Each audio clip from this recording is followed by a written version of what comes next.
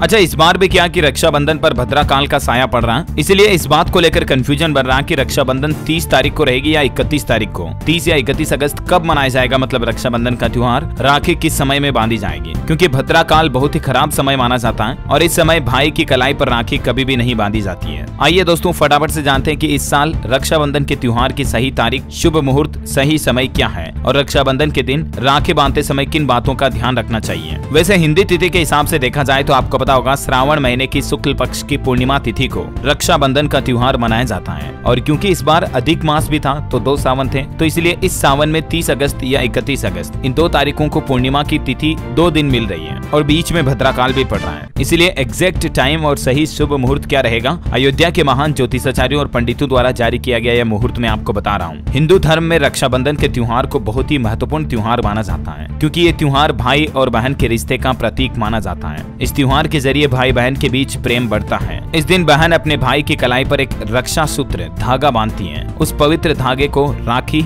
या रक्षाबंधन कहा जाता है। बदले में भाई अपनी बहन को पूरे जीवन भर उनकी रक्षा का वचन देता है और बहन राखी बांधते हुए अपने भाई के जीवन में सुख समृद्धि और मंगल की कामना करती है। शास्त्रों के मुताबिक भद्राकाल में श्रावणी पर्व मनाना ही निषेध माना गया है और इस साल पूर्णिमा तिथि 30 अगस्त को ही शुरू हो रही है, लेकिन पूर्णिमा तिथि के शुरुआत के साथ ही भद्राकाल भी आरंभ हो रहा है। तो हिंदी तिथि के हिसाब से तो पूर्णिमा के दिन राखी मनाई जाती है, लेकिन भद्राकाल होने की वजह से फिर 30 तारीख को राखी नहीं मनाई जाएगी। लेकिन भद्राकाल 30 तारीख को खत्म हो जाएगा रात को 9:02 पर, ठीक है ना। तो उसके बाद जो पूर्णिमा तिथि रहेगी ना, वो बहुत ही शुभ तिथि रहेगी। तो कहने का मतलब यही है कि एक तो अगर आप 30 तारीख को रक्षाबंधन पर राखी बांधती हैं तो रात को 9:02 के बाद बांधें। और कई मान्यताओं के मुताबिक रात में राखी बांधना भी सही नहीं होता है। ऐसे में फिर 31 अगस्त को सुबह 7:05 तक पूर्णिमा तिथि रहेगी पंचांग के मुताबिक, ठीक है ना। तो 31 तारीख को सुबह सुबह जल्दी उठकर नहा धोकर सुबह 7 बजे से पहले आप अपने भाई की कलाई पर राखी बांध दें, तो ये सबसे अति शुभ मुहूर्त रहेगा। तो कहने का मतलब रक्षाबंधन पर इस बार राखी 2 दिन मनाई जा सकती है। पंचांग में भी दोनों ही दिन के लिए छूट दी हुई है। राखी बांधने के लिए शुभ मुहूर्त जो है ना, वो 30 तारीख की रात को, मतलब 30 अगस्त रात में 9:01 से शुरू होगा, जो अगले दिन 31 तारीख को